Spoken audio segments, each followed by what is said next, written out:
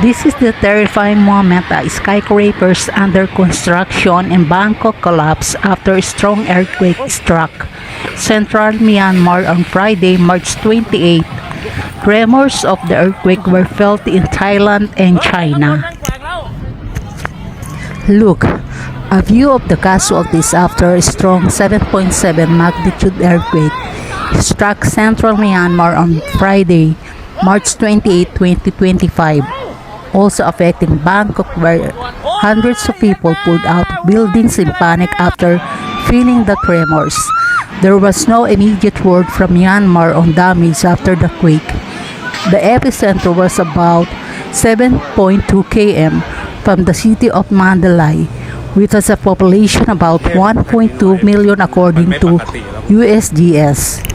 แผ่นเลื่อนกรุงเทพมันไม่